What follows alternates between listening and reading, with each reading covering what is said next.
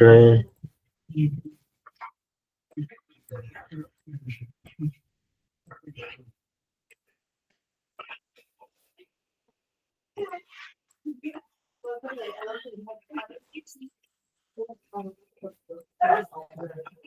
Mm.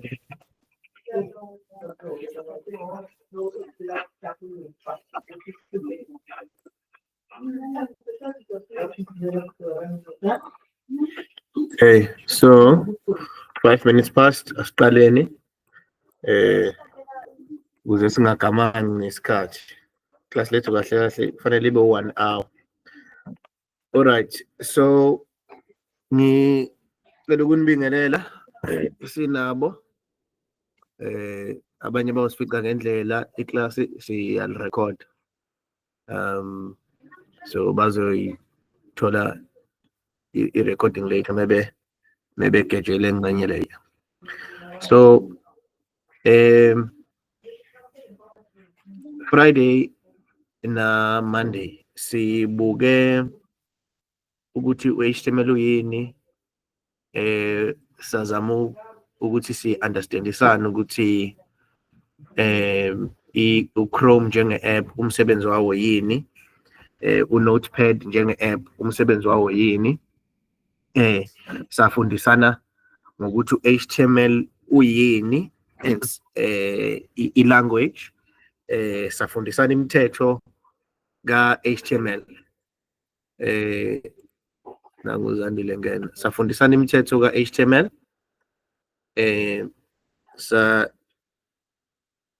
Sifundisane nje sifike lapho, ngizosho kanjalo. So lokho ngizothi yini i-foundation noma i-background besingakangeni kahle hle bathi the meat of it. Besisayihlaba nje lenkomo, sikakayihlinzi,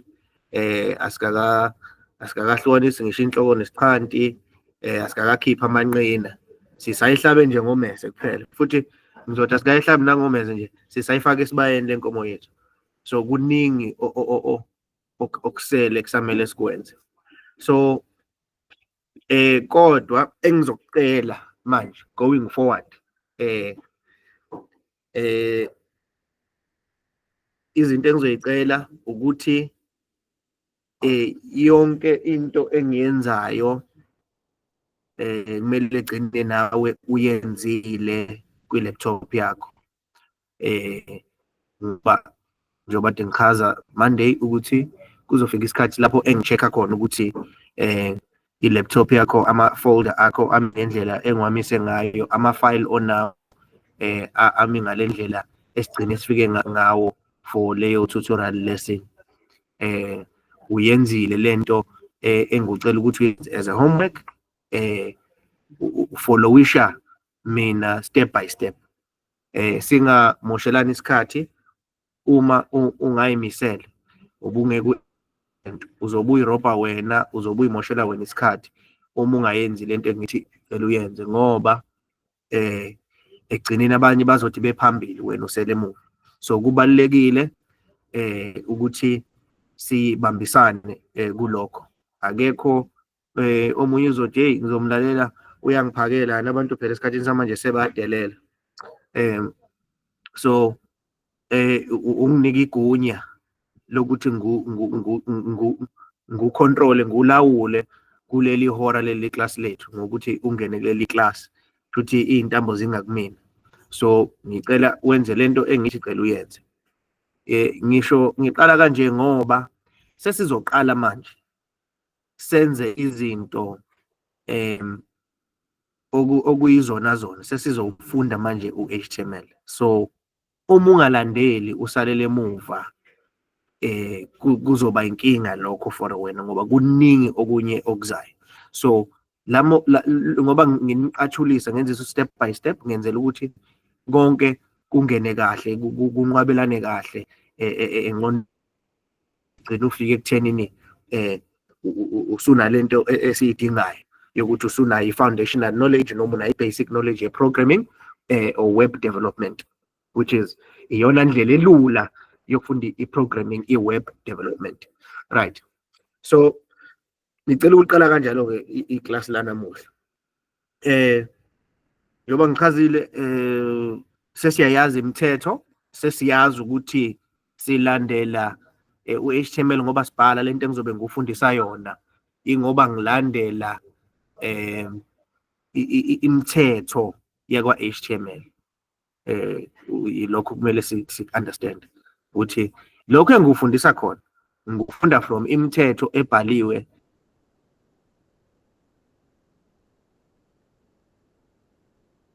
ungaya uye kwi-website original yakwa-HTML to find out ukuthi lezi zinto mina ebengikufundisa zona ngiyithathaphi. Right. So ngicela la again ngiyaphinda futhi uzoba nefolder yakho okuyiyona ezobe iqukethe wonke umsebenzi esiwenzayo. Phakathi kwifolder yakho uzoba nefolder ehambisana nosuku esisuke singene ngalo senza iclass. Leyo folder izobe iqukethe ama-file. Leyo folder izobe inama-files ethu ahambisana nelesson yalolo suku. So ngilindele ukuthi at the end of leli class wonke umuntu uzobe enama-folder alinganayo, kunama-files alinganayo, kune-content elinganayo. Iyona ndlela engizobona ngayo ukuthi ngayo leyo engizokutikela ngayo ukuthi uwabhalile nama-notes. Right. So ngithumelile i-zip file yale folder yami ye-lesson ye-Friday. Uma kuwukuthi umuntu bengangilandeli hambisana nami, leyo zip file ine-file ethi myfile.html. Uma uyi-double click kwi-opena leyo file ino hi uma ngingaphosisi nayi la phezulu nayi le file yami. Uma ubuka la Nomandla Leadership Programming Tutorials, Tutorial 1, 30 May 2025, myfile.html ino hi. Le file uma ngiyivula le file ngo Notepad nangu hi wami. Okay. Ngale la uma ngivula hello world la ngo Notepad wami, ngagcine ngithe mina ngicela uwenze ukuthi igama lami ngingu, uthi isibongo sami ngingu. So ngilindele lama tags lawa awu2, u-H1 no-H3. Okay. Mase kuba noma singayiyeka le folder yey'thombe size la kwi-folder ye-tutorial yesibili ye-class ye-lesson yethu yesibili. Le folder nayo uzoname tutorial 2. Ibe no June, usuku lethu bekumhla ka June, Monday bekumhla ka namuhla umhla ka 4. So Monday bekumhla ka 2, which means umhla ka 2. Thank you. So which means it correct ino 2 kodwa is missing another 2. So uyasho ukuthi ifolder yakho ubuka la ifolder yakho tutorial 2 mhla ka 2 June 2025. Kuleyo folder ngilindele nayo ifile yakho engithe cela uyoyenza as a homework, izothi my first heading, my first paragraph. Uqhamukaphi lokho? Uma siyivula ifile yethu ngo Notepad sithola ukuthi sifollowishe i-structure se-HTML website or document yethu ngokomthetho wakwa-HTML5. So sazile ukuthi ukhanda u-HTML law head, HTML where element HTML which has an opening tag, an end tag, a head element which has an opening tag, an end tag, and children. This is the child of head, which is title. Body way to opening tag, closing tag, content yethu, and the children. So siyambona H1 my first heading, siyambona P way to my first paragraph. Right. So excuse me, namuhla uzongicreate i-folder under le folder yakho yama-tutorial yama-lesson ethu. Sizothi manje tutorial 3 mhla ka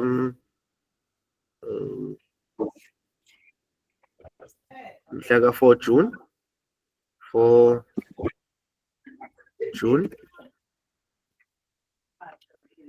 2025, right? Okay, so tutorial 3 mhla ka 4 June 2025. Again, uzongicreatela ifile la yakho entsha, sizoyibiza index.html. Ungayibiza nanoma yiliphi igama kodwa ayigcine ibe no-html ekugcineni. Siyayisave le file. Uma ngivula, ngivale la, yabo nje ngisho ngingayithi ngiyithathe ngilethe la, iyona esivulekile la, sibe sibuka la ibrowser yami, i-route yami iyakhombisa ukuthi Nomandla Leadership Academy tutorial 3 4 June index.html. Ngiyithathe nje ngiyiklikhile ngayiletha la, iyavuleka, right?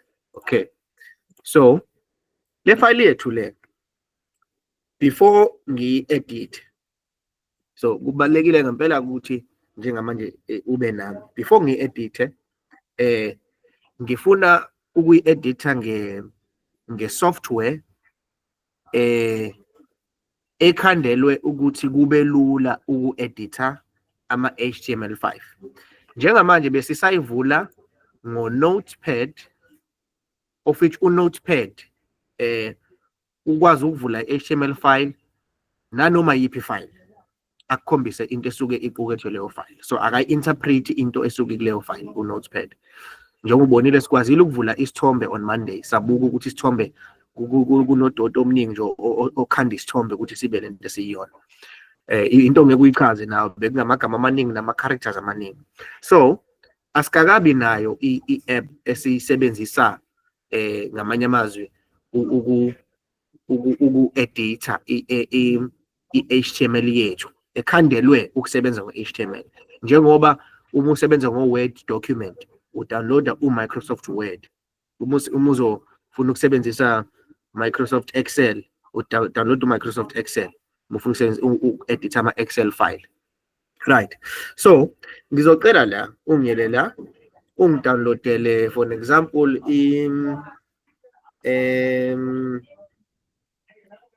izothi Sublime Text. Iyona text editor le engiyibona i-right for wena as a beginner. Ikhona enye ekuthiwa uNotepad, ngiyayiguglisha njalo, Notepad++. Le ngike ngabona ubaba uNomandla eyisebenzisa naye, shuthi ngiyacabanga umfana wakhe uke wayisebenzisa phambilini noma ikhona kwikhompyutha yakhe, angazi. Kodwa bayachaza la, it's a software, so it's a software app, is a text and source code editor to use with Microsoft Windows. It supports tabbed editing, which allows working with multiple open files in one window. Shuthi yakuvumela ukuthi uvule ama-files amaningi i-window iyodwa. Mubuka la uNotepad wethu, uma uthi open text file, sorry, uthi open with Notepad, uyabona ukuthi ivule le file le kuphela. Uma ngiphinde ngifuna ukuthi open with Notepad, ingivulela another window, right? So nali iwindi leli. So kwa Windows, i-app yakho uma uyivula kuthiwa usukuvula i-window yaleyo app. So for example, ngithe ngivula ifile leya, yangivulela le window, ngaphinde ngathi ngiyivula futhi yangivulela le window. So i-Notepad++ no Sublime Text ungivumela ukuthi ngivule ama-file ami ahlukene in one window. Okay, sizobuka lokhu kuchaza ukuthini maduzane. So Sublime Text, but nakhona Sublime Text is a text and source code editor featuring minimal interface, syntax highlighting, code folding with native support for numerous programming and markup languages, search and replace with support for regular expressions, an integrated terminal or console window, and customizable themes.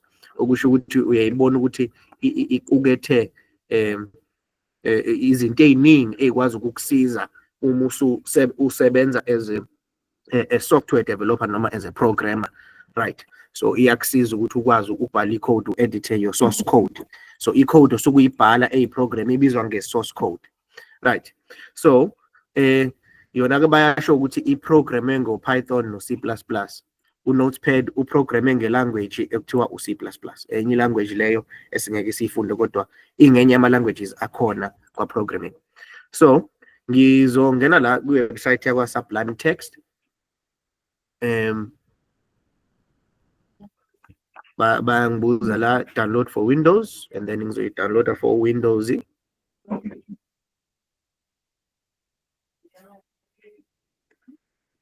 Okay, but thanks for downloading.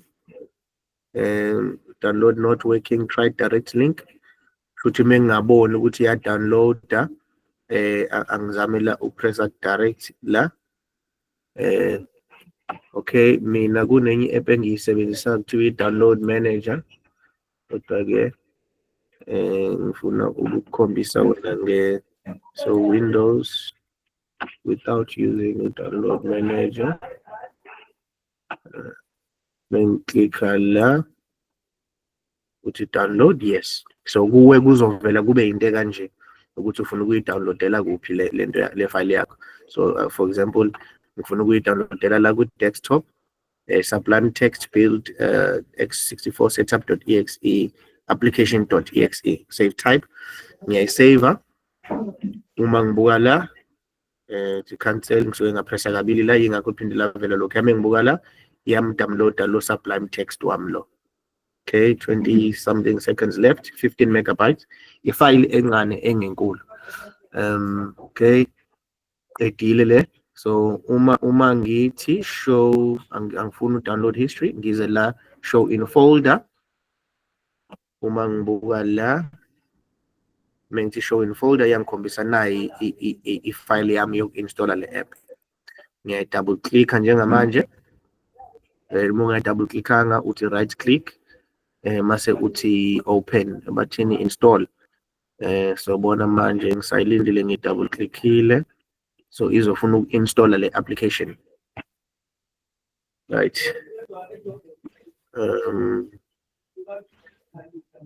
Ilinde, right?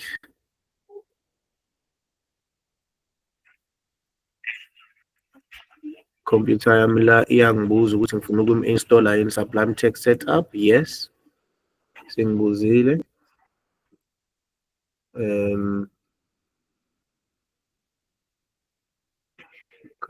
Admit, right? So sengimdownloadile, ngasho ukuthi ngifuna ukum-install Sublime Text wami. Ngithi next, bangibuza ukuthi ngifuna ukum-installa kuphi. So mina angifuna ukum-installa la. Ngifuna wena ungam-installa la program files Sublime Text. Mina ngifuna ukum-installa le kule partition. Ngifuna ukum-installa la Sublime Text. Okay, enter. Next, select additional setup to perform our performance, add explorer context menu. Singamfaka naye mese installer. Bayangibuza ukuthi ngizo-installa, angicheck-e yonke into ukuthi i-right yini, destination, ngifuna installe kuphi. Ngifuna installe mina kule drive le, additional tasks. Okay, install. Iyasho ukuthi installa kuphi le application. Done. So it's a very small application, kodwa izosiza ukuthi sikwazi ukuprogram. So mase ngisesha la, ngithi mina Sublime.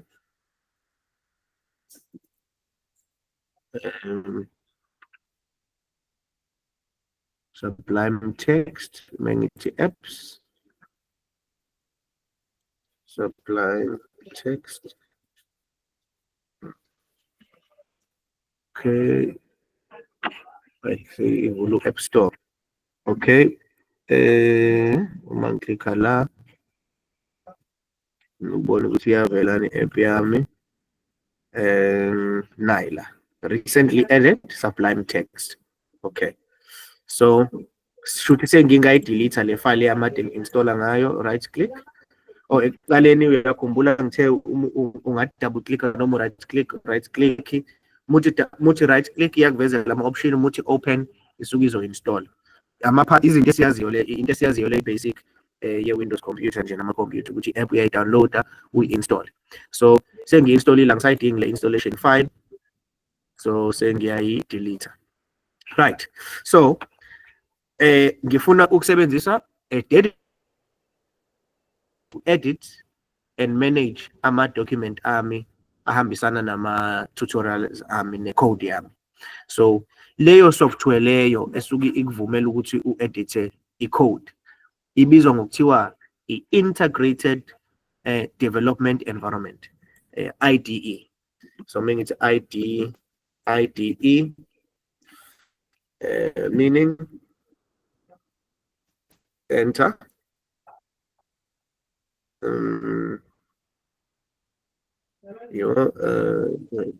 IDE. What do we mean by IDE? An integrated development environment is a software application that helps programmers develop software code efficiently. So okusho ukuthi isenza sikwazi ukuthi mesidevelopa icode yethu ye-software kusheshe. Kusho ukuthi nezinto ezikhandiwe kuzo ezi-built-in ezenza ukuthi uma ubhala icode kube lula. Usheshe uyenze lento osuke ufuna ukuyenza. So ngenza example khona uSublime Text, uNotepad++, download oyithandayo nothanda ukuyisebenzisa. So uma ngithi mina IDEs comparison mhlambe, so ungacomparisha nami uthanda ubona ukuthi iyiphi othanda ukuyisebenzisa, but I recommend uSublime Text. All right, so sesinaye la uma ngimsesha uSublime wami fanele ngabe ngiyakwazi manje Sublime la kuyavela. So bengisesha uSublime nangi app. Okay, angimiyeke nabo bayachaza-ke kunama-video lawo which is the best IDE to use now. Ama-example Visual Studio Code, NetBeans, RubyMine, PyCharm, JupyterLab, RStudio, Best4R. Kunama-IDE asiza kakhulu specific to ama-language athile. Thina-ke sisebenzisa uSublime Text because it's a very simple, lightweight IDE. Even ne-computer yakho mekuthi ayinayo u-RAM omningi izokwazi ukusebenzela IDE ingabi nankinga. Right, so singivale le window. So ngifuna ukuvula le folder yethu le tutorial 3 June. Mengithi right click, so open with Atom. Ayikho option la yokuthi ngivule ngoSublime. So into engizoyenza ngizovula yena uSublime qobo lwakhe, ngimsearch la Sublime, la nguSublime Text, ngithi open, ngivula i-app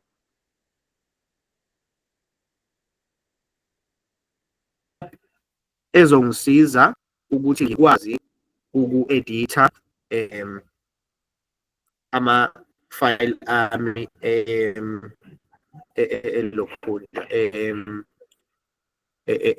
code, so i-source code yami. So nginama-screens, so into understand ukuthi it's because isuke ivele kwi-screen lesesinye and wena ubona lesi esi-one.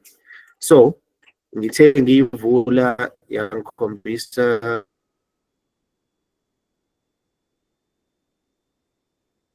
stable channel change log. So bayakhombisa la ukuthi le version enginayo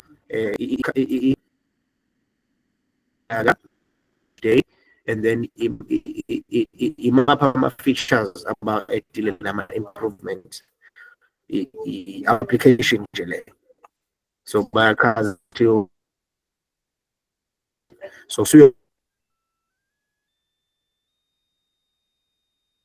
Now, Sublime Text, because Sublime Text mufuna uqhubeka usebenzisa ama-features akhona, bafuna ukuthi uregister ukhokhe uthenge i-license for like 3 years.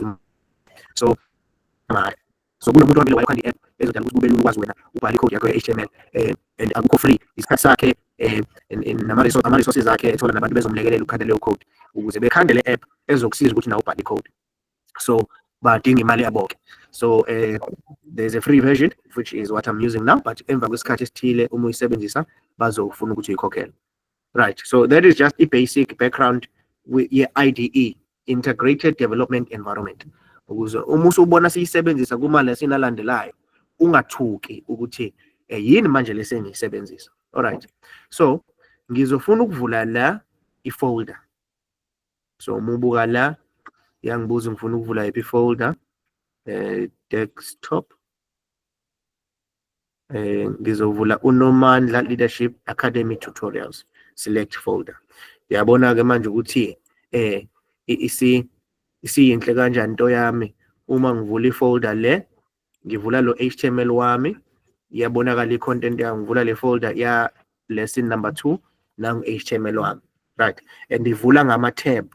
Manje kune tab la, i-tab la ayisavuli a completely new window njengoba de kwenzeka mesivula ngo text edit, right?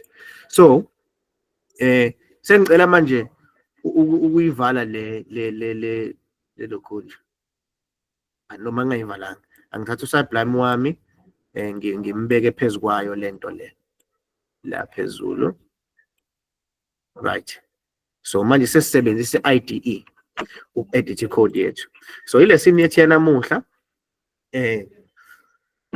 na ifile siyivulile ngivulile nga. Yakhumbula ukuthi sifunde ukuthi if uzoba ne HTML file, the basic structure, you declare ukuthi what type of document are you writing.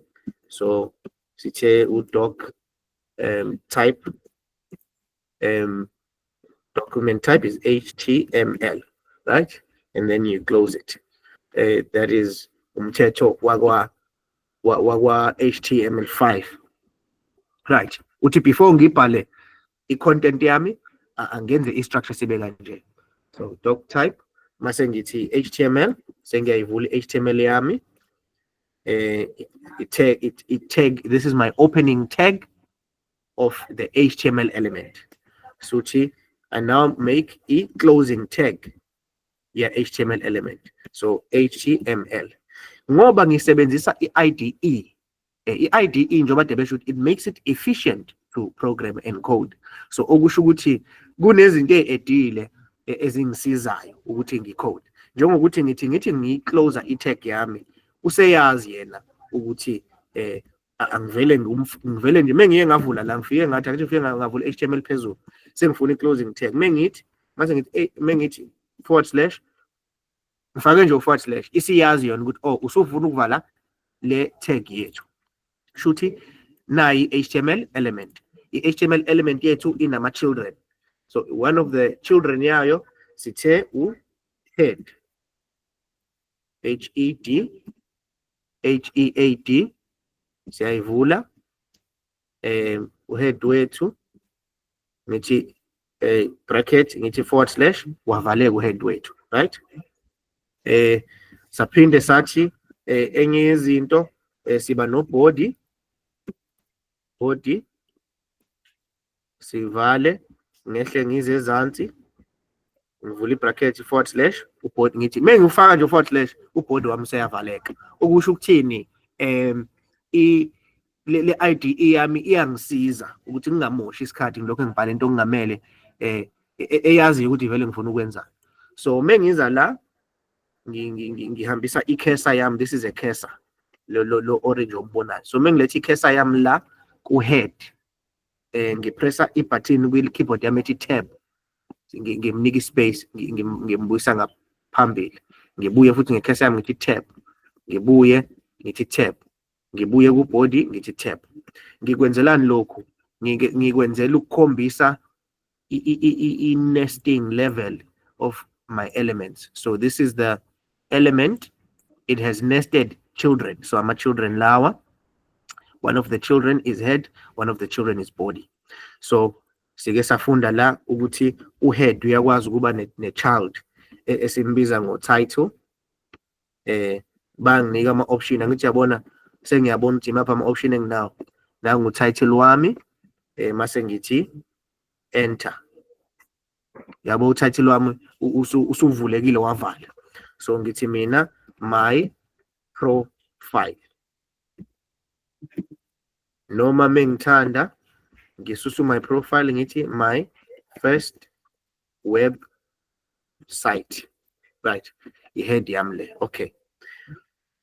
Uma ngithi file save, which i-shortcut ya u-control save. Sengithi file save, sengiza la, ngiyayi-refresh ifile yami. Uma ngibuka la phezulu, my first website. So lo title lo, yiwo lo osho ukuthi la akube nani. Uma ngithanda ngithi mina, mengithi mina, i-website yami yokuqala, right? Sengizothi control save, right? Lo oyi-shortcut for ukuthi ngize la ngithi save. So ngaso sonke isikhathi uma uyi-programmer, i-computer yakho kumele ukwazi ukuthi ngiba kanjani efficient ukuthi ngenze lento engifuna ukuyenza, ngoba akumele uphazamiseke your train of thought. Ingqondo yakho isuke yazi ukuthi ifuna ukwenzani, but uzobanjezelwa ukuthi izinto uma ungawazi ama-shortcut kusheshe uzoba nenkinga.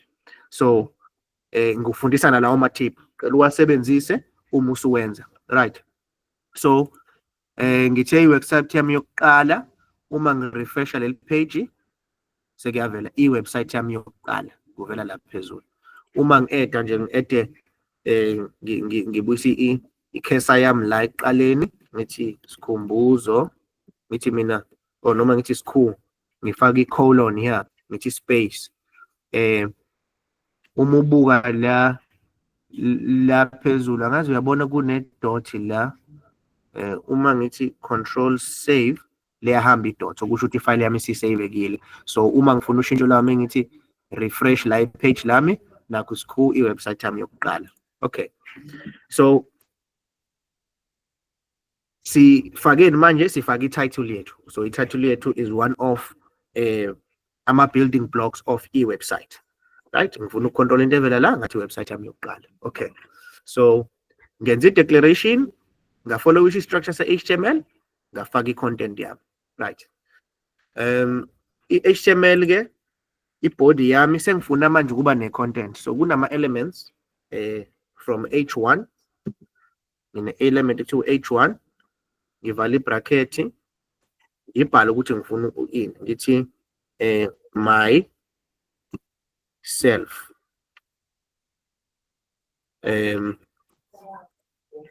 Mengithi myself, ngizoyivula la, ngifake i-/, useyavaleka H1 wami. Uyabona la kune-dot, uma ngithi control save, i-dot alisekho, should sekusavekile. Mengithi la, nangu myself uyavela, right? U-H2, ngizofaka u-H2, ngithi ngivale la, ku-H2 wami ngizothi igama lami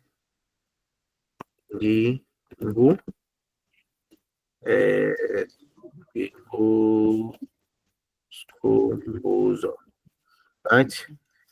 Ngivule la, fake i-/, i-ID yami isiyangivalela, right?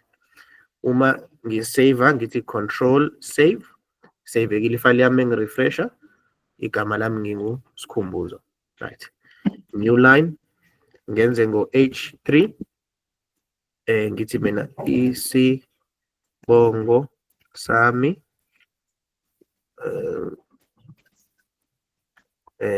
Matine, right? Ngivule la, ngifake i-/, uyayiqedelela uSublime. So uyangisiza ukuthi ngingabhali into isidingo singekho, uyazi ngifuna ukuthini. So labo H1, H2, H3 ama-element are-available from HTML. So asuke mele ini, mengithi control save, ngi-refresh page lami, iya-pick up uGoogle ukuthi la ngathi ngibhala isiZulu, so angisuse lokho.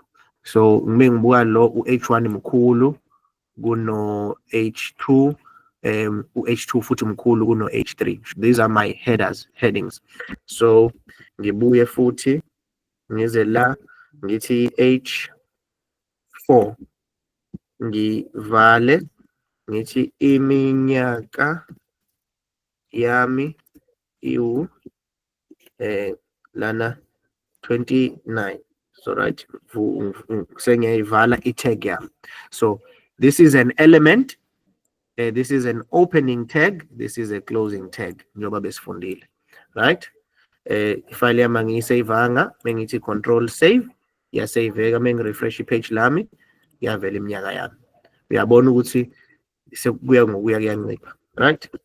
Uma ngithi H5 vale, ngithi mina ubude bami u 1.8 meters.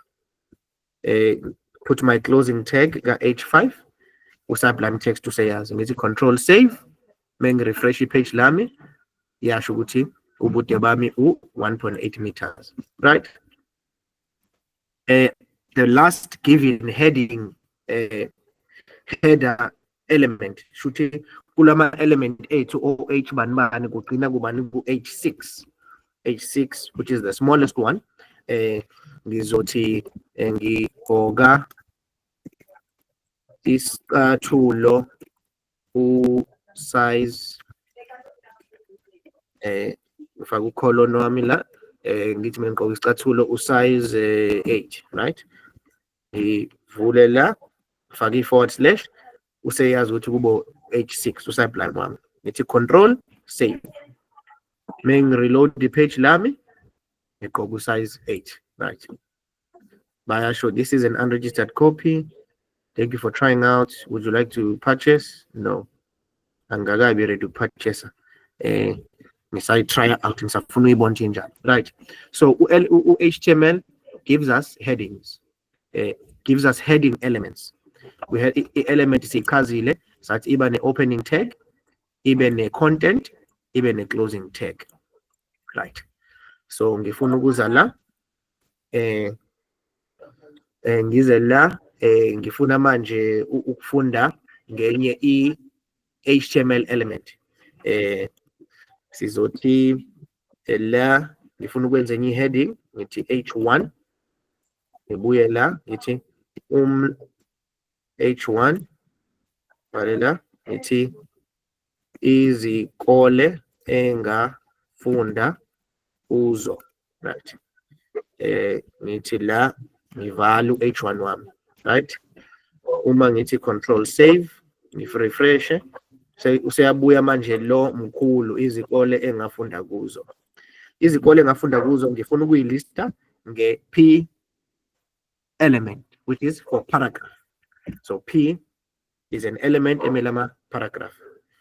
Ibanga eliphansi ngizofaka la Mwiwaneni Primary School, right? Okay, school. Ivula bracket ngifaka / u-P wami lo. So ngizothi la uvula la ukuze kuvele kahle la, right? Okay. Mengithi control save, refresh, ibanga eliphansi Mwiwaneni Primary School.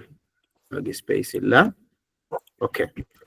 Ngenze la omunye u-P tag ngithi ibanga ibanga elinjani konje i-secondary primary, ibanga eliphakeme Mnotho Primary School, right? Uli tag yethu ngivale u-P wethu, right? Control save, control S, refresh.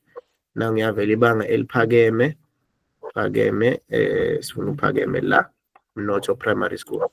Control S, which is saved, refresh. Right. Okay. Iyangiphazamisa lento. Ngithi mina, okay, leave it as Zulu. Page not Zulu. Page translates, okay. Angifuni yazi lokho engibuza lento. Okay, it's fine. So, ngithi la P-Tech ngivule, ngithi ngatikula kusasa lethu noma high school, ngizothi high school kanje. Right. Ngivule la sengiyamvala uP-Tech wami, right? So ngithi Control S, which is save. Sengilikhandile iwebsite yami, khanda iwebsite yami about mina myself. All right. So ngihappy ngesikole ngafunda kuso. Ngifuna ini la.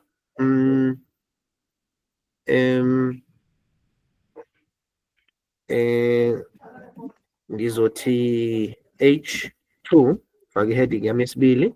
La ku heading yami esibili ngifuna ukulista amakhasi engitholakala kuwo. Right.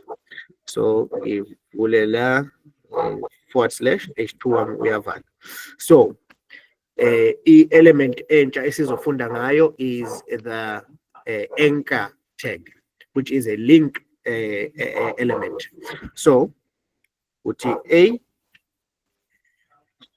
excuse me,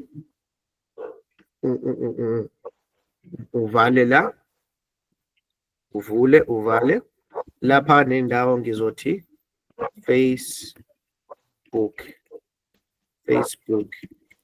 wami, ngithi save, uma ngirefresha la iyaveza ukuthi Facebook wami, right? Kodwa leli khasi lela liklikheke. So mengifuna liklikheke ngiza la ngifaka into ethiwa it's an attribute. So i-element ne-element, yonke element iyakwazi ukuba ne-attribute. I-attribute kusuke ama-attributes akho, mengathi mina ama-attributes akho njengomuntu imaphi. So ngobumile, your attributes, fingers, how many fingers? You have 10 fingers. Your attributes, mengithi mina toes, how many toes? You have 10 toes. So those are your attributes. Uma wena kukuthi wanqunywa umunwe, shuthi mengithi your attributes, how many fingers? Uzothi 9. So i-element in element iba nama attributes ayo. So u-anchor noma i-link element, which is called a anchor tag, opening tag, closing tag, uba ne-attribute kuthiwa href, right? Ngeke ngimchaze ukuthi umele ini, but it's a reference. So I'm referencing something. So ngibhale into la kwi-page lami, but leyo nto i-referencer something else. So a hyperlink reference. Mengithi equal sign, ngifake la i-quotation mark, iyona ndlela owenza ngayo attribute. So mengithi mina, for example, add a fingers attribute to your P tag. So uzofika la, emva kwa P wakho ufake space, mengithi fingers, futhi uzothi fingers, uthi equal sign, ufake quotation mark evulekayo nevalekayo, quotation mark. So i-quotation mark yakho ila next to enter yakho kwi-keyboard yakho, uyivale. Uyabona ukuthi mengishiye eyodwa iya-complaina i-IDE yami, iyangisiza ukungikhombisa ukuthi khona into wrong engiyenzile la, ngivule i-quotation mark ngangayivala. Isikhathi esiningi kwi-programming yonke into iyavulwa ivalwe isikhathi esiningi. So ake sithi u-P tag ube ne-attribute ekuthiwa fingers, ngithi mina i-add ku-P tag. So into kumele uyenze, uzothi fingers, uthi equal sign, ufake i-quotation mark, uvule, uyivale. And then masu yangibuza uthi, say, what is the value that I must give to my fingers attribute? Should uP wami ngifuna ebe with how many fingers? Ngithi mina cha, uP wakho ngifuna ebe na 4 fingers, right? So isona structure leso sekusebenzisa i-attribute kwi-HTML element. So sengiyayisusa le, ayikho into ekuthiwa u-fingers attribute, bengenza i-example njengoba bengikhuluma ngomuntu. So i-anchor yethu ino-href as an attribute, ikwazi ukuthatha i-link or a reference. So i-link yethu HTTPS, which stands for Hypertext Transfer Protocol, which means i-website esisuke sifuna ukuyi-reference ukuthi yini esifuna ukuqondisa kuyo, sifuna ukupointa to a website. Masuthi colon noma uthi /colon nakho ungasakhumbuli kodwa kukhona la uma ubuka la uthi colon uthi // right, uthi colon eyodwa uthi // iyona ndlela leyo yokubhala i-link ukuthi i-anchor yakho i-understand ukuthi what is a link, i-link ofuna ukusebenza ngayo. So mengiza la ngizothi mina Sikhumbuzo Matine Facebook, right?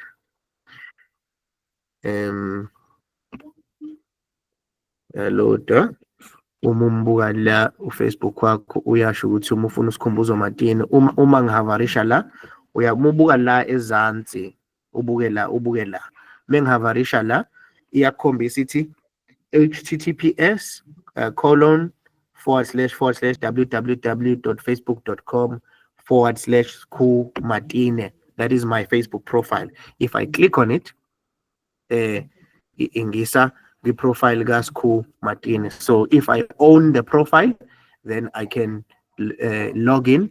If I don't own the profile, yabo iyangibuza ukuthi login, siyamthola uSkhumatine. So ngizoyikopisha lento le, angingayikopisha. It's www.facebook.com/Skhumatine, right? Facebook wami loyo, right? Ngiguglishe futhi ngizoguglisha futhi ngithi mina mhlawumbe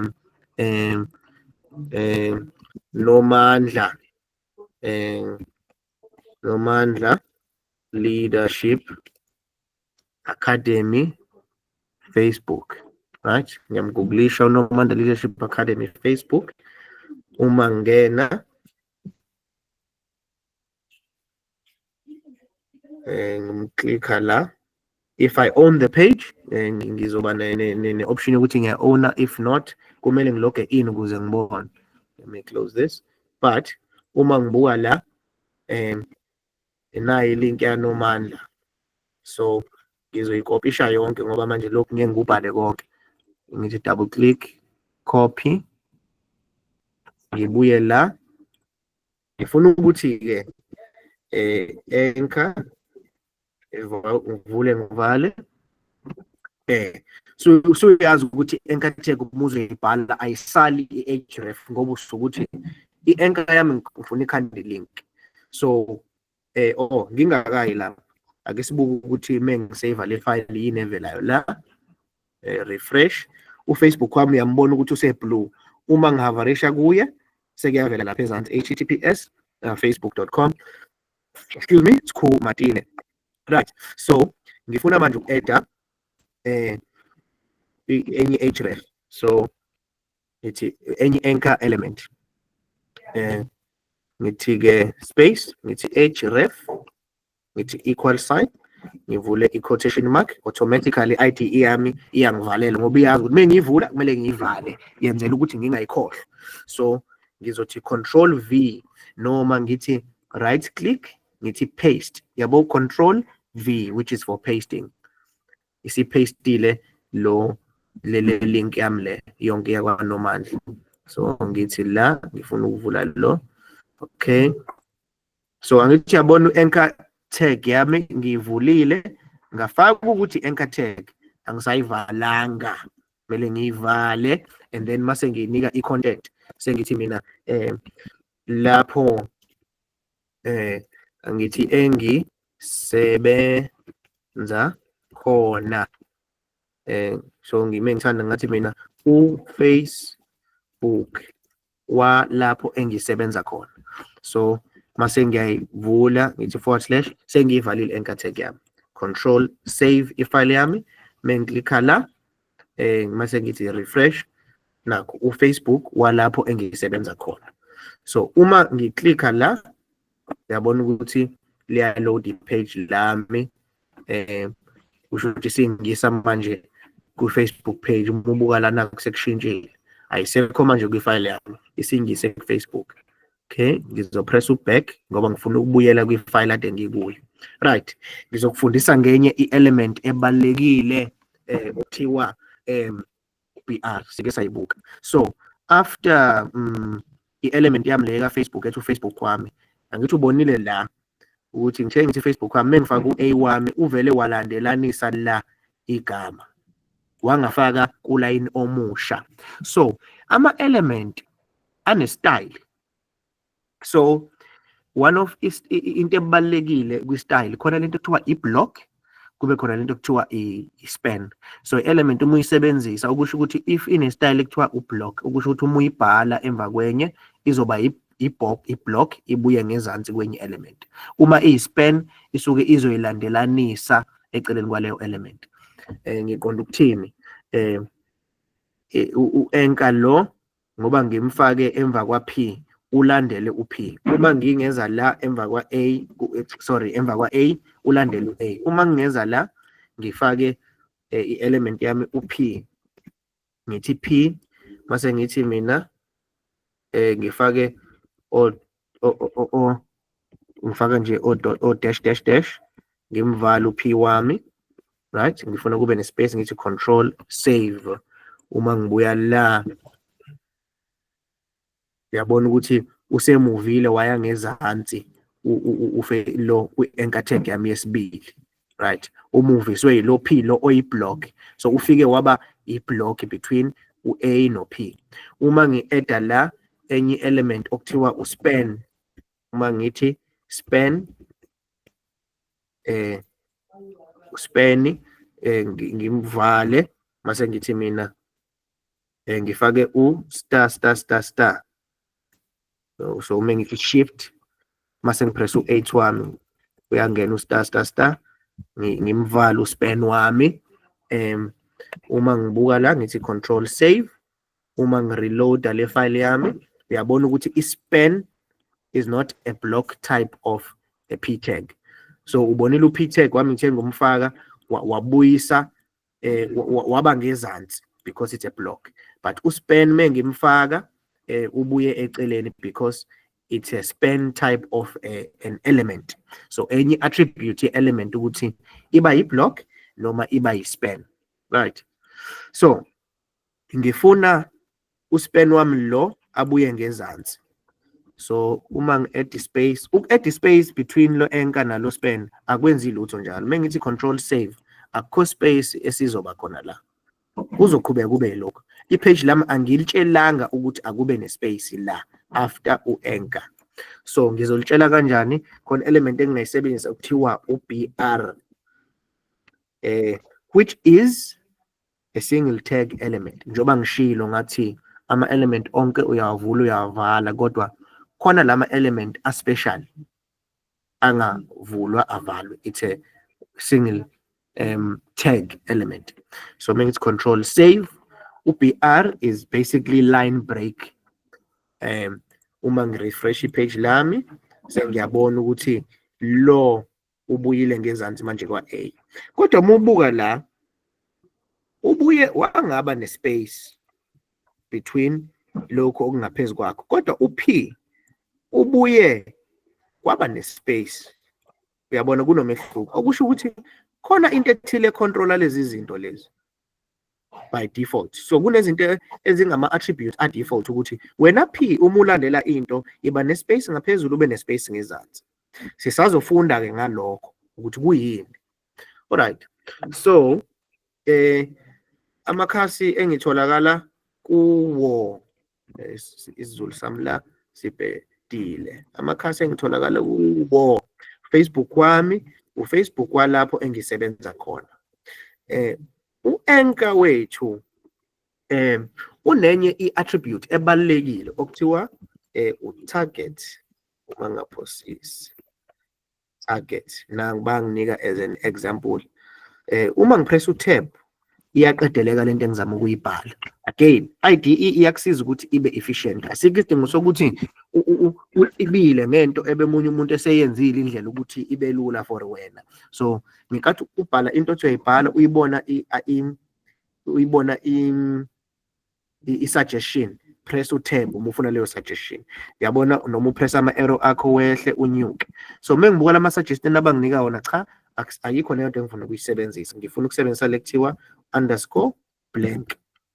So uma utarget usuke angithi u-href ulindele noma yiphi link, ngingafaka ilink yaka-Facebook, ngingafaka ilink yaka-Instagram, ngingafaka ilink yaka-Twitter, noma ilink yayiphi website. But utarget has predefined values. So uma ngimthatha ngimgooglisha ngithi mina target anchor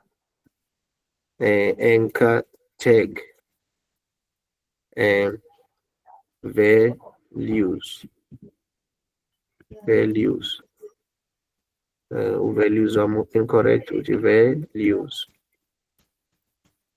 enter. Yabona bakutshela value property values. So target is a property, the values into ifaka la. So blank, self, parent, top, right? Opens the linked document in a new window. Sizokutesta lokho. Self opens the linked document in the same frame as it was clicked. So uma ngiklikha uzovula kulelo page engikulona kuleyo frame. Parent opens the linked document in a parent frame set. Shuthi mekuwukuthi i-page lakho likwelinye page uzovula kuleli page elingaphezulu. Lokho singagxili kukho. Top opens the linked document in the full body of a window. So uzovula enye window masuveza leyo link yakho. Asikuteste-ke lokho esibona. So lo Facebook wami wokuqala ngifuna ukuthi mengimklika avule uzovula enye i-tab, right? Ngithi save, control save, ngi-reload i-page yami, uzovula enye i-tab. Ngicontrola ngani lokho? Ngalo target _blank. So mengiklikha la, uyabona kuvuleka enye i-tab la, ithi Facebook Skhuu Madini, right? Ngimvale, batheni okunye kunani, khona lo okuthiwa self bathe is the default. Ubonile ekuqaleni sithe simkhanda u-href enka wethu ubuthi uma uclick avela avuleke kulelo page. Into default okusho ukuthi into uma ungaspecifyanga ukuthi ufuna kwenza ngaleni kuzokwenzeka leyo nto ke. U-default ngaso sonke isikhathi uchaza lokho, right? So ngifuna manje ukuzama utop, ngibona utop ukuthi wenza njani. So ngizoza la kulo href wethu lo, ngithi target, imbhala utarget wami equals to, ngifake i-quotation mark, angivalele usublime text wami ngoba uhlakaniphile. Ngizothi la kancane ngoba amafana ngidili ngawo, ngifuna ukupressa la, ngivalile la. Okay. Okay. Target yami ngifuna mengibuke bathi bani uthi top _top. So ngifike la underscore wami ngithi shift, ngipress u-underscore mase ngithi top, ngifuna u-top, control save. Sengisavile, mengireloada i-page lami leli, reload my page, angifuni lokho. Uma ngimklika ngithi mengiyibhalela nje ngithi lona uzovula a new window, ngithi control save. Uma ngiklika lo, ngithi reload i-page lami, uyasho ukuthi lona uzovula a new window. Mengimklika ngilinde,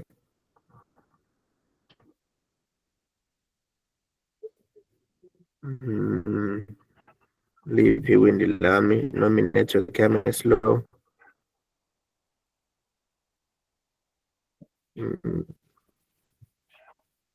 Okay, simlinde, thatha isikhathi sakhe-ke lo. Hayi bo, hayi kungavuleki a new window. Bathini la? current opening in the full body of the window. Oh, okay, sorry. One more row. Ngifunde kabi akusiyo le ngifuna. So bathi full body of the window uvuna khona la lapho osuke ukhona. Engimfunayo ilo ola uma ngaphosisi lo ngezansi, which is one more row. Ngifuna lo ovula a new window. The network yami is-slow.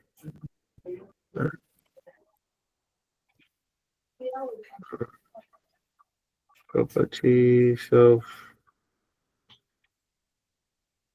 in a name frame. Hayi ungathi ayikho in a new window. Open the link document in a new window.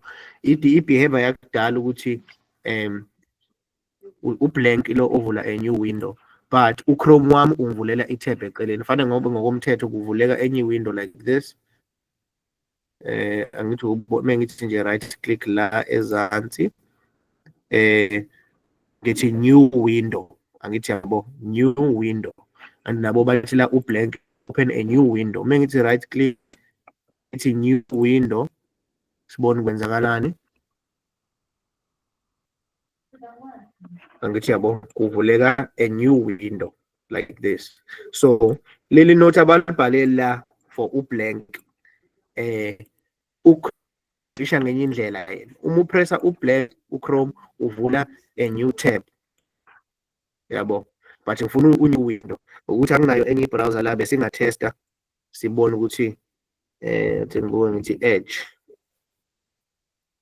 Microsoft Edge, ngithi open. Ngifuna ukubona u-Edge yena u-interpreta kanjani mengibhale ublank. Akhumbula ngithi i-browser yakho ikhandelwe ukuthi i-interprete i-code osuke uyibhalile. So ngifuna sibone ukuthi u-Edge yena uzom-interpreta kanjani ublank. Okay, Microsoft Edge wavulekile, ngibuza imibuzo njengokuthi ngifuna ukumconfirm yini as my default app. Copy yonke into la, copy, ngibuye la, paste. So ngifuna ukuvula le file le. Right. Angifuna i-translator, anginendaba nalokhu. Nangu Edge wami enye i-app le. Kwavele kwavaleka manje. Sengimvulile Nkosi yami. Edge wami ngimvula.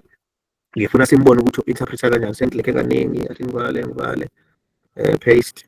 Right, enter. So mesipressa la yena wenza njani? Okay, anginendaba nalokhu.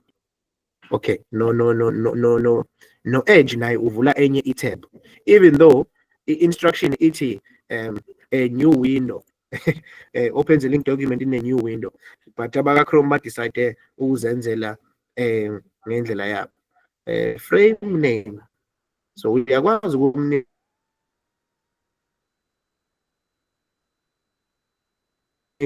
a frame name. So in a named frame, I guess sibone. Mengithi mina named frame ngithi my frame. Sibone kwenza save. Sibone ukuthi uma ngiklikha ayikho into esimangenzakalayo. Okay, asingaqili ku-anchor kakhulu nama-attributes akhe. Into engifuna ukuyi-highlighta ukuthi ukuthi i-element iba nama-attributes. Amanye ama-attributes anama-predefined values, okusho ukuthi usuke kunama-value othile ongawasebenzisa. Awukwazi ukuyifakela noma yini. So for an example, u-target wethu kwi-anchor lama option kuphela. U-href ufaka noma yini ekhombisa i-link. It can be i-link yakwenye indawo noma kungaba i-link pointing to enye i-file. So ngizothi la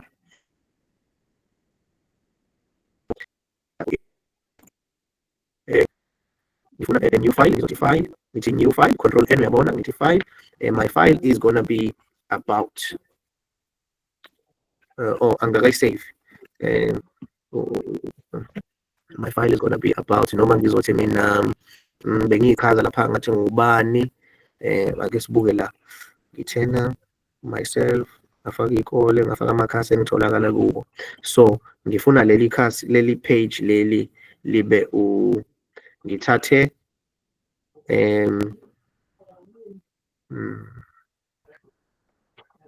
ngifuna ukuthatha iy'kole engitholakala kuzo, ngizoyikopisha zonke, ngiyibuyise kule file yami entsha, right? Kodwa manje sithe i-HTML page inomthetho ukuthi kumele ibe njani. So le file le angisave, ngithi save,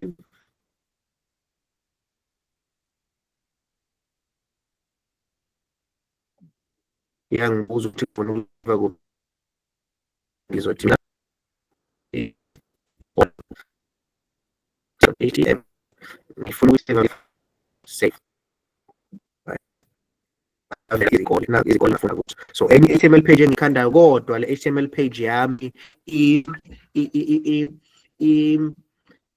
iyashoda, ayiwulandeli umthetho. Kumele kulandele umthetho, doc type, sithi HTML, sivale, sivula HTML,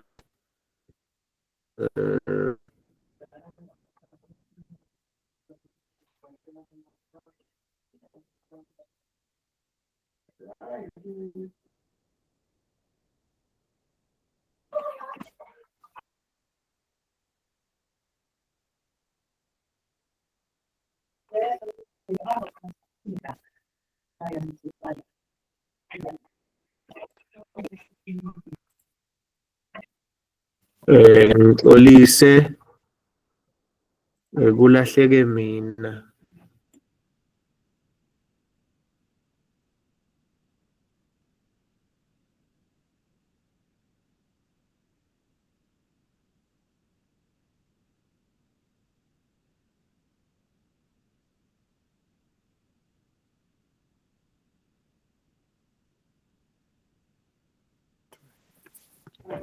Connected. Nisekhona? Nisekhona? Sisekhona. Yebo, sikhona. Okay. Nginenkinga la, ngilahleke kancane, angazi noma angazi sidukelele kuphi. Kodwa-ke isa-recorder fortunately, i-record i-class lethu. Okay.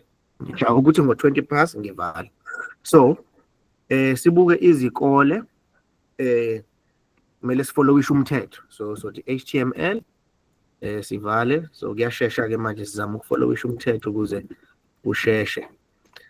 Sithi HTML wethu, sithi head yethu, sithi title yethu, sithi izikole,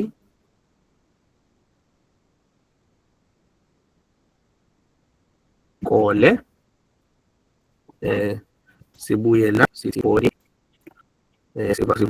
sivule ubody wethu, simvale ubody, sengithi body, simvale ubody wethu.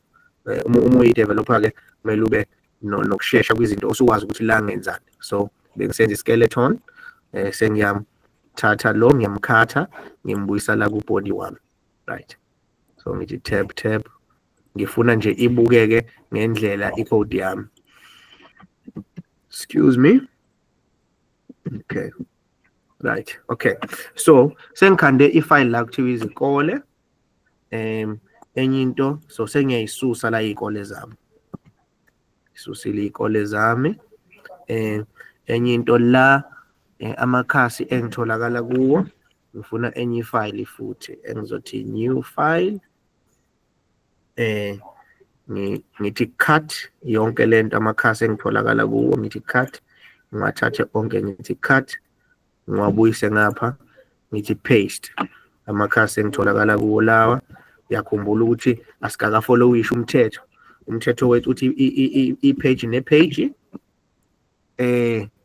liqala ngokuthi usho ukuthi you declare which document type you're working with. So doc type HTML sivale la sibuye sisho ukuthi sino HTML sivalo HTML wethu, right?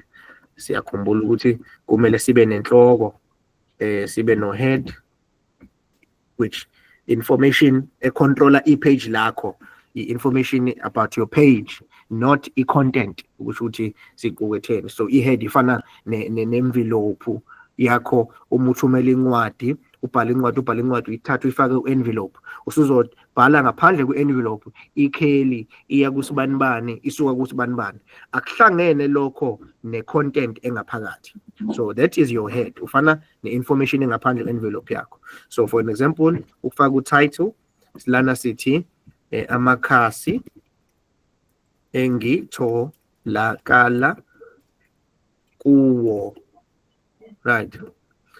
Okay, so sengifaka ingqikithi yale ndaba yami ngithi body enter ngishaye u-enter ngithende BOD ngathi enter isiyazi ukuthi ngifuna ukuqedela ubody. So sengikopisha konke lokhu ngiyakhatha ngifaka la ngithi paste, right? Okay, all right. So amakhasi engitholakala kuwo lawo, right? Le file yami angiyisave ngithi save intsha le file ngithi mina amakhasi.html ngithi save. Okay, ngicela ukufaka elinye ikhasi la just ukwenza example. Ngizothi angithi mengifuna uku-add ikhasi ngithi mina i-page lelo mengithi ikhasi i-page ngithi mina ngithi LinkedIn wami ngivale anchor tag yami. So kumele ngimnike anchor tag yami ngimnike i-link ukuthi uma umklika ukuyisaphi ngithi href which is the location kan ngibiza ukuthi i-location lapho kusuke kuzoya khona. So https ngithi colon ngithi / sizobuka la asiguglishe la Khumbuzo Martine LinkedIn. Wena uzongifakela nje mhlambe your Instagram, your LinkedIn noma yini, but into ebalekile ukuthi mengithi mina cela ungenzele le exercise yanamuhla ungikhombise kusasa kube ukuthi unamakhasi akho ngokuhlukana kwawo, right? LinkedIn wethu nango la LinkedIn wethu uma ngikopisha la ngithi yabona nangu i-profile yami yonke ngithi copy. Okay, so mase ngizoyifaka la khona ngithi noma angibale ngithi khona uzodideka ngishaye backspace ngiyakususa lokhu ngithi control V which is paste mase ngithi control S which is save. So now index page yami control save index page yami mengiyibuka manje ngithi reload index page yami ayisenayo yonke le information engapha kulamakhasi but i-website yami le. So ngifuna ukucontrola i-flow ukuthi i-user yami isuka la iye la isuka la iye la, right? So ngithi enter ngizothi mengithanda ngizothi anchor udinga href equals to quotation mark.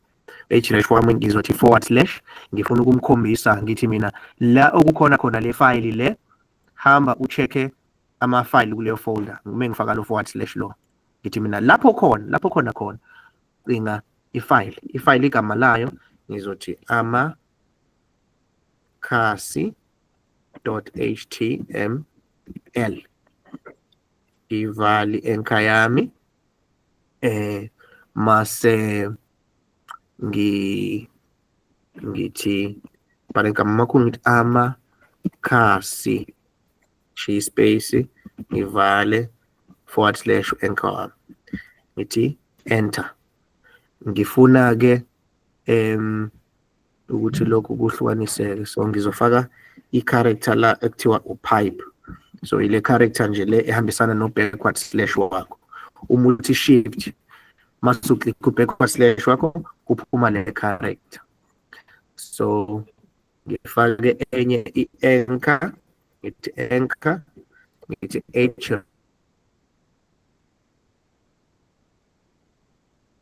ref which equals to antivirus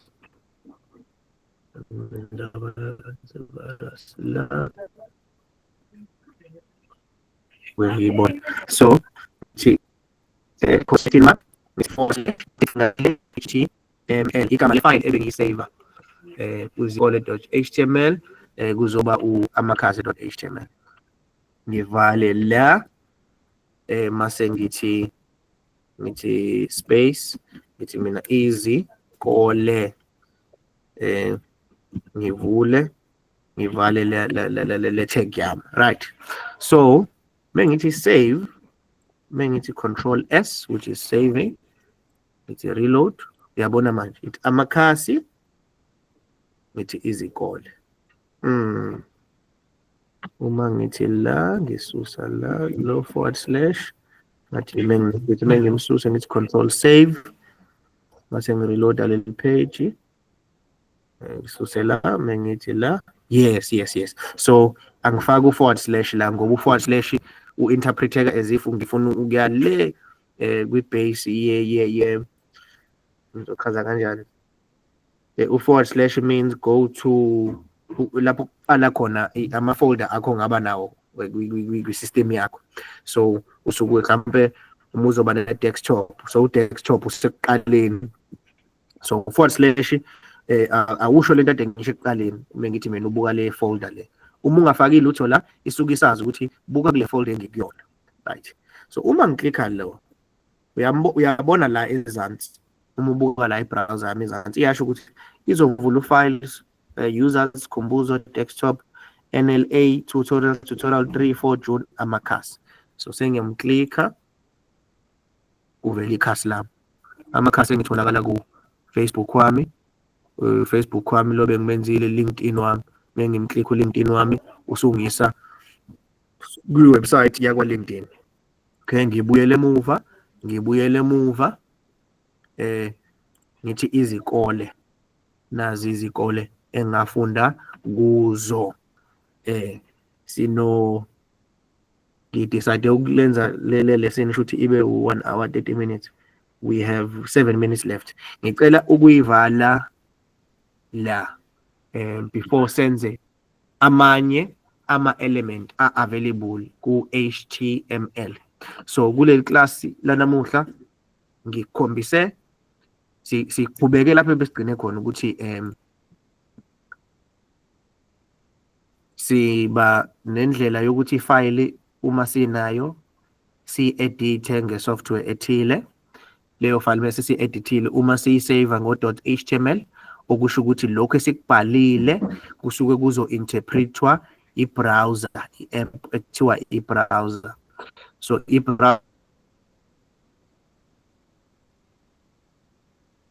yami isuke izobuka lokhu okufakwe kwi-file yami oku-HTML mase yakhombisa ukuthi cha le file iqukethe ini, right? Ngase ngiyabuya Monday ngathi umthetho ukuthi uma uzobhala ufollowisha siphi i-structure. So ifile yakho yaka-HTML uqala uthi doc type phezulu uthi HTML ube ne-head ube ne-body. Sathi u-head usuke uchaza izinto engeke engasiyo i-content yakho. Ngenze example namuhla ngathi uma une-envelope asikhulumi ngokusuke ukubhalile kwincwadi yakho, sikhuluma ngalokho kusuke kubhalwe ngaphandle kwi-envelope kuthiwa iyakubani isuka kubani ibe nestembu. That is your head. I-head yakho i-container lokho. Mase u-body contains ingqikithi yendaba yakho ukuthi ubhalele incwadi ubhalele ubani uthini. I think straightforward. So iyarekhoda kuzoba ne-video ku-YouTube, ungabuyela kuyi-video ku-YouTube from the start of ilesson yethu uze uyoyiqeda. Ufollowishe lokhu engikwenzayo ukuze mengubuza ngithi mina ngicela i-folder ye-lesson yangomhla ka-4 Juni. Leyo folder leyo ngiyithola inama-file awu-3. Ikhandwe njengoba ngiyikhandile. Wena uzobhala ngendlela yakho. Ungakushintsha konke lokho engikubhalela ukuthi myself, abuke ngithi myself 1.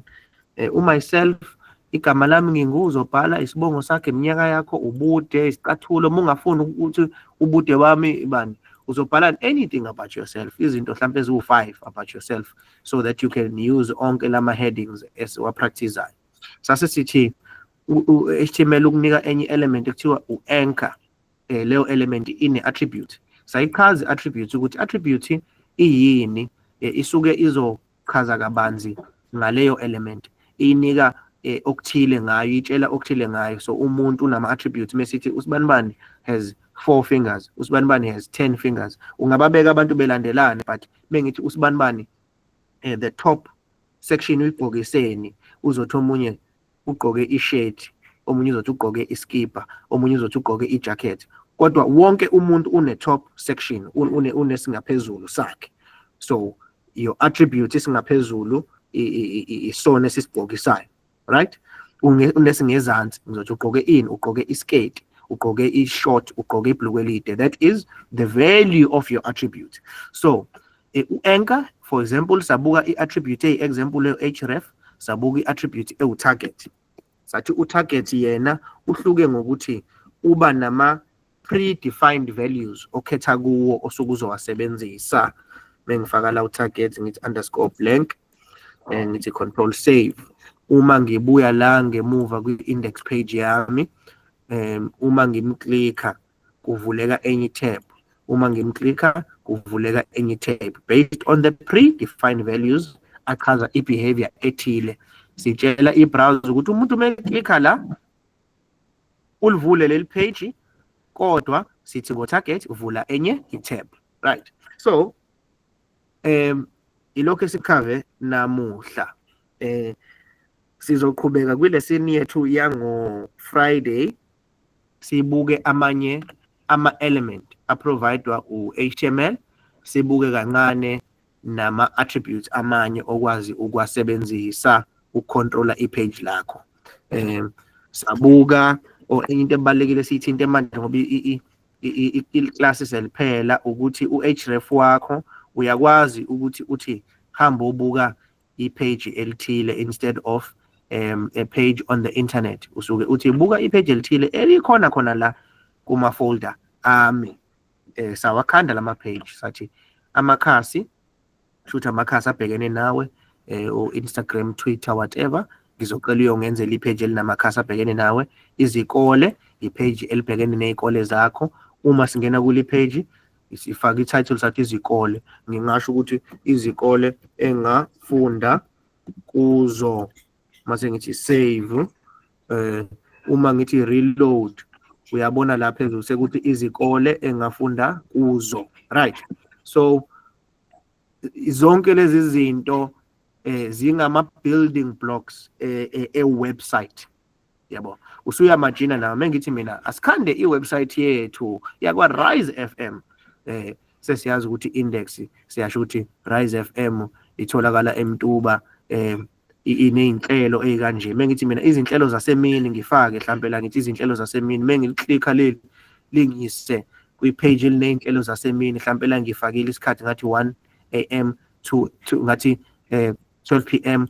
2 p.m. 3 p.m. 4 p.m. Sengiyifakile inhlelo zasemini.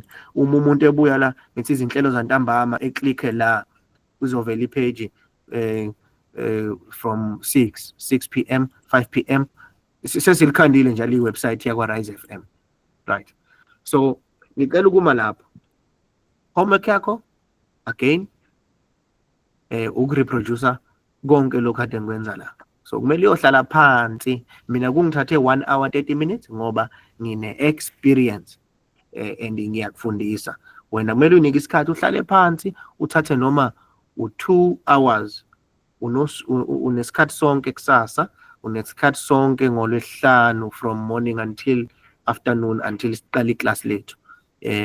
Unginike nje dedicate about 2 or 3 hours of your time kulezi insuku ezimbili elandelayo ukuthi ukhande ama-page ngokuhlukana. I-page elichaza wena, wenza i-page elisilinka kuma-profile akho. Ngisho ungafaka uWhatsApp uma uthanda uthi WhatsApp // ufaka inamba yakho noma uTwitter noma yini, ungenzela i-page ley'kole owafunda kuzo, and then wenze sure ukuthi kuyalinkeka lawo ma-page, ukufake konke under i-folder yethu ye-lesson yethu yesithathu. That is your homework. Ngicela ukuma lapho. Ikhona imibuzo.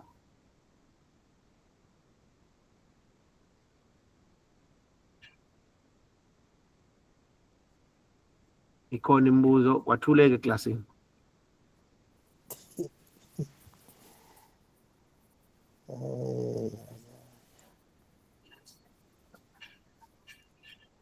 Hayi kuzwakala thisha. Hayi. Ngiyajabula mina ithi kuzwakele. Iskill siyinto efundwa ngokuthi wenze. Iskill siyinto efundwa ukuthi wenze ngoba ngikufundisa iskill sokuprograma, uyinike uyitshela ukuthi kumele ngiyokwenza lokhu ade kwenza nami kumele ngiyokwenza. Ngeke ngikufundise ngetheory mina ubeka isitini. Kumele uxove udaka usibeke isitini. Nkathi ngithi mina ubeka kanje ubeke, ubeka kanje ubeke. Because soze siqonde mesiqale ngapha sigwegwe isitini sakho, sothi sigcina ngale ku 10 meter sobe sesiqonda isitini sakho. So please ninikele ekudedicateni isikhathi about 2 to 3 hours of your time after ama lessons ethu, so that uzoyentshisa lento ebe nginenzisa yona, because from here onwards usazoshuba.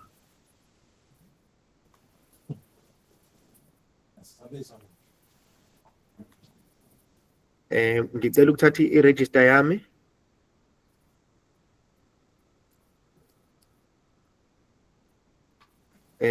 Ubani ukhona namuhla uzo-unmute uzisho.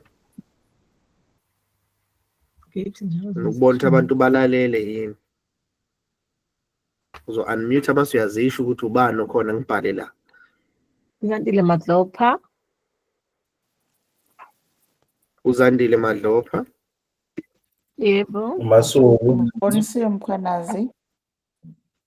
Bonisiwe Mkhwanazi. Yebo. Gift Myeni. Gift Myeni. uMasuku ungibuza ukuthi nje Masuku.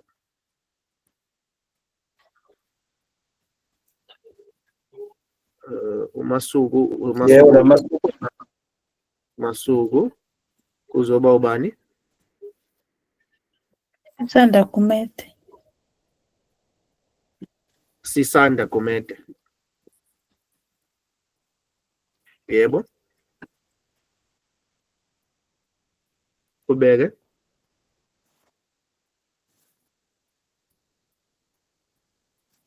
Yithi sonke Kanti noBheki ukhona. Nomandla. Thokozani noMandla. Thokozani. Noba nomunye? Sizwe Mtshali. Sizwe Mtshali. Usizwe ngathi usijoyine late. Bengisemgwaqeni suka abantu traffic. Usemgwaqeni. Hayi, bengikhona. akunankinga. Okay, and then we are doing namuhla mhla kabani 04 June Wednesday, class la Wednesday 2025, right? Check mark. So double check la Zandile Madlopha, Bonisiwe Mkhwanazi, kube uGift Myeni, kube uMr Masuku, ngangazi mekunomunye uMasuku, abantu abavethu nguMasuku, uSisanda Gumede, kube uBheki Nomandla, okay, kuzoba uThokozani Nomandla. Okay, compared to class lethu la Monday, akubonakali la besinosiboniso Mtshali Monday, ngathi akekho namuhla. Uzandile Madlopha ubekhona Monday, uBheki Nomandla, Thokozani Nomandla, uSikhumbuzo Mngomezulu angimboni, Sizwe Mtshali, Gift Myeni, Bonisiwe Mkhwanazi. Okay, most of abantu ebesinabo Monday bebe bakhona. Any questions? Because i-benefit yokuthi ube la eklasini ukuthi ube nembuzo compared to umuntu onga-attendanga iclass ozoqhamuka usebuka i-video uzoba nenkinga. Any questions?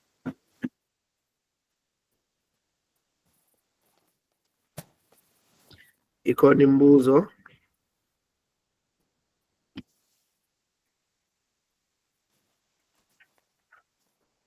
Yonke into nje niyibonile.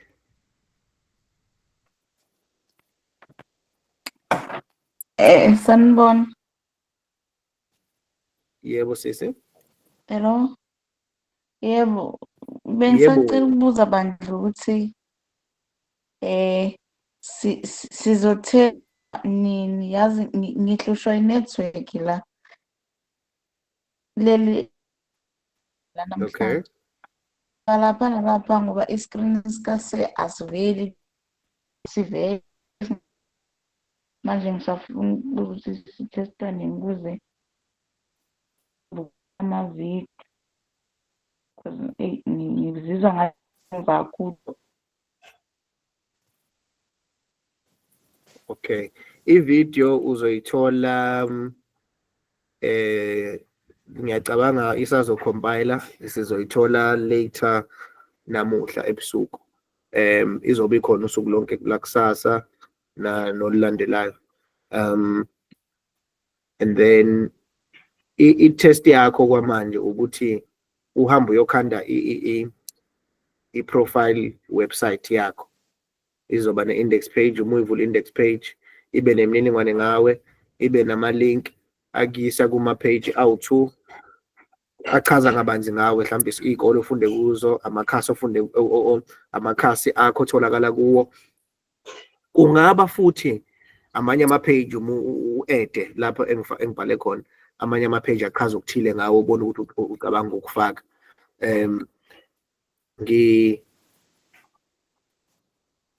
Ngicabanga ukuthi maybe Friday ngizo-check-a ukuthi umuntu nomuntu ukwenzile yini lokho, because mesiqhubeka manje kuzosinda, mesi-eda enye information omunye umuntu uzoxakeka. So ngizocela Friday kube ukuthi lokho senikwenzile. So ngilindele ukuthi Friday une-folder enama-file at least awu-3. Unga-eda amanye ama-file akho achaza kabanzi ngawo, u-eda ama-link akho kwi-index page ngalawo ma-files. Uma uthanda futhi unga-eda ama-link kulawo ma-files futhi akulinka kwamanye ama-files, ukukhombisa ukuthi u-understandile yini ukuthi okuthile kwenzani. So uzoyithola i-video sisi Friday. Okay. Yeah. Khona umunye umbuzo? Uzoyithola i-video tonight, sorry. Uzoyithola i-video tonight. But i-test is gonna be me checking on Friday ukuthi yonke into ebesikhuluma ngayo unayo yini. Khona eminye imibuzo?